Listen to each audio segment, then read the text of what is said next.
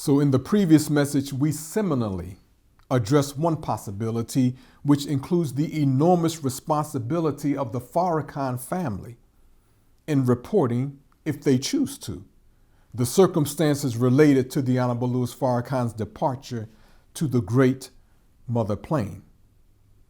Now, the presumption here is that the Farrakhan family will have significant control over this aspect of the fulfillment of the messianic prophecies, because that's what it is. The prophecies of the Gospels also give a scenario wherein the Farrakhan family may not be able to exercise a significant level of control. And that scenario is one that prophesies of the Messiah's arrest and detainment by his enemies and his alleged death as reported by his enemies. So naturally, those who detain him are in the best position to issue reports regarding the Honorable Louis Farrakhan's health and mortality. That's a scenario.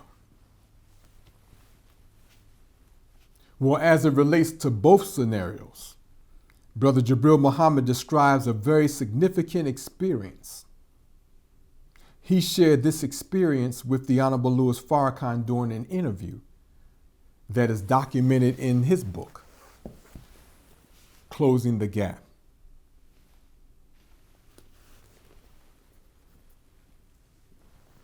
Brother Jabril states, "Dear Brother Minister, to reiterate, I don't remember the exact date when you and your party were in Cuba, when I had an experience that I have mentioned to you twice. It seemed like it was very short. I woke up in it. It was maybe 5:30 a.m. when I woke up, when I knew I had just seen the Honorable Elijah Muhammad as clear as day. In the scene, he was more to my left. I saw you. You were somewhat less clear and a little below the middle of the scene and somewhat towards the right. Almost simultaneously, I heard what seemed to me to be a contingent. I wouldn't say troops, but a small contingent or body of troops coming from over towards the upper right. That's where their sound came from. Then the Honorable Elijah Muhammad said to me, 'They are coming for me in him.' Immediately I knew he was referring to you," meaning the Honorable Louis Farrakhan. "I woke up and the scene was still there. I thought to call you, but I said, no, that would be very improper. Moreover, I probably couldn't reach him anyway. But it had an impact on me, and then, of course, when I got a chance, I shared it with you."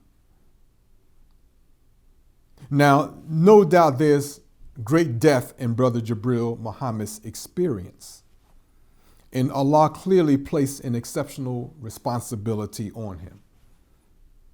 Now, as I see it, this relates to beating prophecy. Not all of it, but one essential aspect of it. Well, how so? Well, when examining the messianic prophecies, we can connect Brother Jabril Muhammad's vision-like experience to the events prophesied in the Gospels. Now, Brother Jabril Muhammad mentions hearing a small contingent or body of troops coming from over towards the upper right. He did not see these troops. He heard them coming from the upper right. In the Gospels, Jesus is apprehended by his enemies in the Garden of Gethsemane. Now, the Gospel of Mark describes this scene as follows. "And immediately, while Jesus yet spoke, cometh Judas, one of the 12, and with him a great multitude with swords and staves, from the chief priests and the scribes and the elders." Sound familiar? So this seems to be a small contingent or body coming to apprehend Jesus.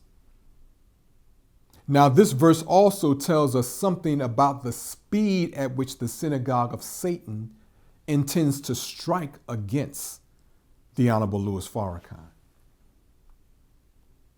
In this prophecy given in Mark, the group that comes to arrest Jesus does not include anyone that would have arresting powers. That's in really all, as I can recall, the four Gospels. No one comes that have arresting powers. Chief priests, scribes, and elders are not police officers who have the rights to apprehend and detain suspects, but just confining it to Mark, the Gospel of Mark. So what are these persons who come for Jesus? Who are they? And how do they apprehend him, since the Bible says that they took Jesus away? Let's think about that. If I was playing my music loud and my neighbors and the mailman and the paper boy and maybe somebody walking through from a basketball team in high school came to my door and said, "You're blasting your music too loud, we need to take you," most of us would just laugh at them. Take me where? You don't have power to take me anywhere. In fact, we'll just slam the door, tell them to go straight to hell. But they took Jesus. So what is meant by that? When they didn't have any arresting powers as we know it.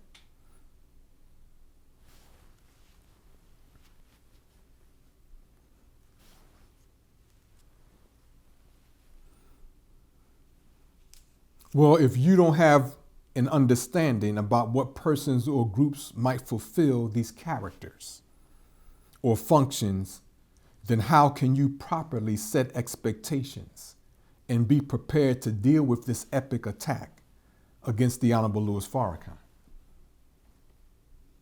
You can't, and you won't be able to deal with it.